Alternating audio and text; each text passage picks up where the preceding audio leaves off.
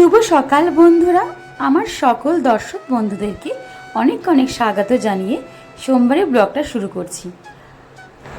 আর আজ হচ্ছে শ্রাবণ মাসের চতুর্থ সোমবার, মানে শেষ সোমবার। তো আমি যেভাবে পুজো করি নিজের মতন করে নিয়ম নিষ্ঠাভাবে পুজোটা করছি। আশা করছি ভিডিওটা তোমাদের সবার ভালো লাগবে। তো সর্বপ্রথম মহাদেবের অভিষেকের প্রস্তুতি নিচ্ছি। তো তার জন্য আমি নিয়ে নিয়েছি একটি পাত্রে বেলপাতা দিয়ে, তারপরে মহাদেবকে আমি এখানে একে একে প্রথমে ভস্ম দিয়েছি, ভস্ম বা ছাই দিয়ে ভালো করে আমি অভিষেক করছি। আর হ্যাঁ, অভিষেকের কিন্তু প্রত্যেকটার কিন্তু আলাদা আলাদা মন্ত্র রয়েছে। কিন্তু কথায় আছে না, যে মন্ত্র হয়তো তুমি পুরোটা জানো না, সেটা বলার থেকে তুমি শুধু ওম নমঃ শিবায় ওম নমঃ শিবায় জপ করেও কিন্তু ঠাকুরের অভিষেক করাতে পারো, তাতে কিন্তু কোনো দোষ নেই। বরং মন্ত্র বলে যদি সেই মন্ত্র ভুল হয় তাহলেই কিন্তু মহাদোষ। তো যাই হোক, এখানে আমি প্রথমে তো ভস্ম দিয়ে দিলাম, তারপর একটু জল দিয়ে ধুয়ে তারপরে আমি এখন এখানে দই দিয়ে স্নান করানোর জন্য দই দিয়ে দিচ্ছি। দইয়েরও কিন্তু একটা আলাদা মন্ত্র রয়েছে, বললাম না প্রথমেই কিন্তু বলেছি আমি যে এক একটা কিন্তু অভিষেকের আলাদা আলাদা মন্ত্র রয়েছে। কিন্তু আমি শুধু এখানে ওম নমঃ শিবায় জাপ করে করে আমার দেবাদিদেব মহাদেবকে আমি অভিষেক করিয়েছি। তবে এখানে চাইলে কিন্তু পঞ্চামৃত বানিয়েও কিন্তু আমরা মহাদেবের অভিষেক করাতে পারি। কিন্তু আমি ভাবলাম যে ঠিক আছে, আলাদা আলাদা করেই করি, কোনো সমস্যা নেই তাতেও। যেভাবে আমরা ভোলেনাথকে ডাকবো, যেভাবে মন থেকে পুজো করব, সেটাই কিন্তু আসল। জাঁকজমকের কিন্তু কোনো আসল নেই, আসল হচ্ছে মনের ভক্তিটাই। তারপর আমি এখানে দিয়ে দিলাম মধু, আর এখানে কিন্তু আমি একে একে অল্প করে চিনি দিয়ে দিব, ঘি দিয়ে দিব। মানে পঞ্চামৃত বানাতে যা যা লাগে, যেমন দুধ, দই, মধু, ঘি, চিনি, এই সমস্ত কিছু কিন্তু এখানে দিয়ে আমি অভিষেক করে নিয়েছি। এখন দিয়ে দিলাম অল্প করে চিনি, তারপরে দিয়ে দেবো ঘি। অবশ্য দইটা যদি সব শেষে দিতাম তাহলে হয়তো বেশি ভালো হতো, কারণ ঘি যেহেতু দিচ্ছি, তো ঘি দিলে তো একটুখানি পিছিল ভাব রয়ে যায়। তো তার জন্যই আমাকে দরকার ছিল দইটা সব শেষে দেওয়া। কিন্তু কোনো সমস্যা নেই তাতেও। আমরা কিন্তু এখানে কোনো নির্দিষ্টভাবে কিছু লেখা থাকে না বা বলা থাকে না যে পরপর কিভাবে অভিষেক করা হবে। পঞ্চামৃত যেগুলো নিশ্চিত প্রয়োজন হয় সেই সমস্ত দিয়েও কিন্তু অভিষেক করা যায়।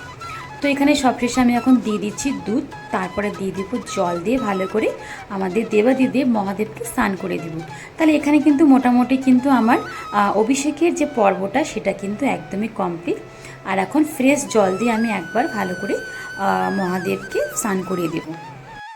আর মহাদেবের অভিষেকের কিন্তু প্রচুর মন্ত্র রয়েছে, প্রত্যেকটা আলাদা আলাদা। কিন্তু আমার যেহেতু মন্ত্রগুলো সেভাবে জানা নেই, তার জন্যই কিন্তু আমি এখানে কোনো মন্ত্র ব্যবহার করিনি, শুধু ওম নমঃ শিবায় ডেকে গেছি আর কি। তো সবশেষে আমি এখন এখানে একটু অগ্রু দিয়ে একবার পুরো ফাইনালি ঠাকুরকে ভালো করে আমি জল দিয়ে স্নান করিয়ে নিচ্ছি।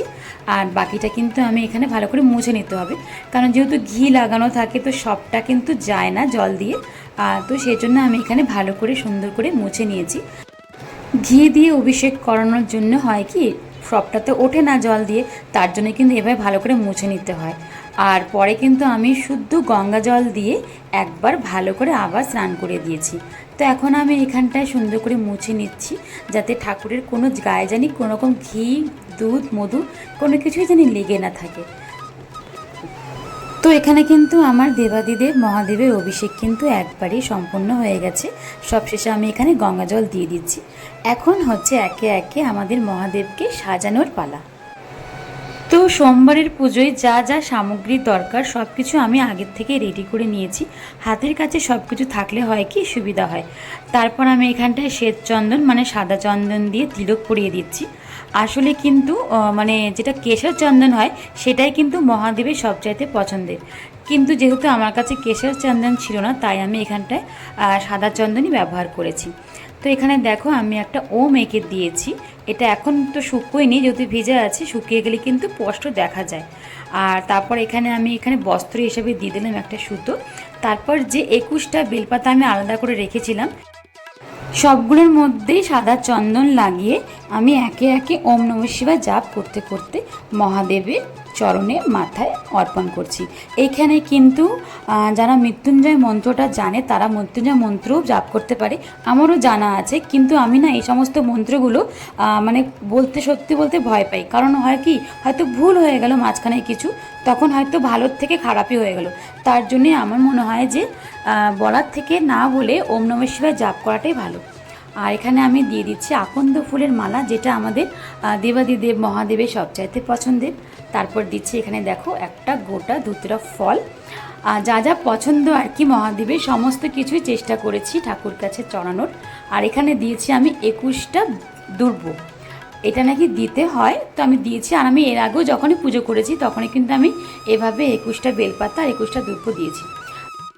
তারপর মহাদেবের যে সকল ফুলগুলো পছন্দের বা যে সকল ফুলগুলো মহাদেবের পুজোয় চলে সেগুলো আমি দিয়ে দিয়েছি, যেমন ধুতরা ফুল, নীলকণ্ঠ, তারপরে হলুদ রঙের যে কলকো ফুলটা রয়েছে সেটা। আর সবশেষে এখানে দিচ্ছি আমি ভাং পাতা বা সিদ্ধি পাতা, এটা আমার কাছে ছিলই, শুকনো রেখে দিয়েছি। আর দিয়ে দিচ্ছি একটা হরিতকি। এই হরিতকিটা কিন্তু পুজোর পর আলমারিতে বা পার্সে রাখা যায়, এটা কিন্তু শুভ বলে। তারপর সাদা ফুল দিয়ে আমি সুন্দর করে আমার দেবাদিদেব মহাদেবকে সাজিয়ে দিলাম। যে সকল ফুলগুলো ভালোবাসে আমাদের দেবাদিদেব সেগুলোই দিয়েছি আমি। আর কিছু দিয়ে দিচ্ছি অখণ্ড চাল, এই চালটা কিন্তু দিতে হয়। আর তারপরে সবশেষে দিলাম আমি এখানটায় পঞ্চশস্য। আর আমি যেহেতু শ্রাবণ মাসের কোনো সোমবারই করতে পারিনি, শেষ সোমবারটাই পুজো করলাম, তার জন্যই কিন্তু আমি এখানে পঞ্চশস্যটা দিয়েছি। আর একটা লাল জবা আমি এখানটায় মা পার্বতীর নাম করে চড়িয়ে দিয়েছি। আর তারপর এখানে একে একে আমি ঠাকুরের যে প্রসাদগুলো সেগুলো ঠাকুরের কাছে নিবেদন করছি। তো এখানে আমি 5 রকম ফল নিয়েছি, আর দিয়েছি সন্দেশ, আর দিয়েছি সাবুন নৈবেদ্য। তো এখানে দেখো আমার কিন্তু ঠাকুরের কাছে ভোগ নিবেদন করা কিন্তু হয়ে গেছে। এখন আমি পুজো করা শুরু করব।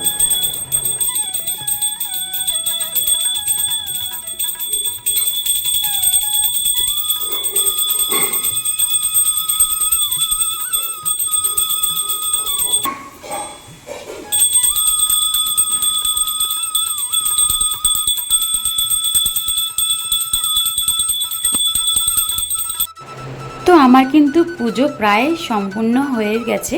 আর এখন এখানে আমি একে একে আরতি করে নিলাম। তো আমার শ্রাবণ মাসের শেষ সোমবারের পুজোটা তোমাদের কেমন লাগলো অবশ্যই জানিও। অবশ্যই এই পুজোটা কিন্তু আমি আমার মতন করে করেছি, হয়তো তোমাদের পুজোর সাথে হয়তো কিছু একটু মিল না থাকতেও পারে। তো দেখো তোমাদেরকে একবার পরে ফুল দেখিয়ে দিয়ে আমার ঠাকুরের আসনটা কেমন লাগছে আর আমার দেবাদিদেব মহাদেবকে কেমন লাগছে। তো চলো, পুজো শেষ করে আমরা খেয়েছিলাম সাবু মাখা আর ফল। এটাই ছিল আমাদের সোমবারের দুপুরের খাবার, মানে লাঞ্চে আর কি। তো যাই হোক, ভিডিওটা আর বড় করছি না, এখানে রাখছি। আশা করছি ভিডিওটা তোমাদের ভালো লাগবে। ভালো লাগলে একটা লাইক করে দিও আর একটা কমেন্ট করে দিও। তোমাদের একটা কমেন্ট কিন্তু আমাকে নতুন ভিডিও বানাতে অনেকটা উৎসাহিত করে। তো সবাই ভালো থেকো, সুস্থ থেকো। নতুন কোনো ব্লগ ভিডিও নিয়ে তোমাদের সাথে আবার হাজির হয়ে যাব। তো এখনকার মতন টাটা, বাই বাই।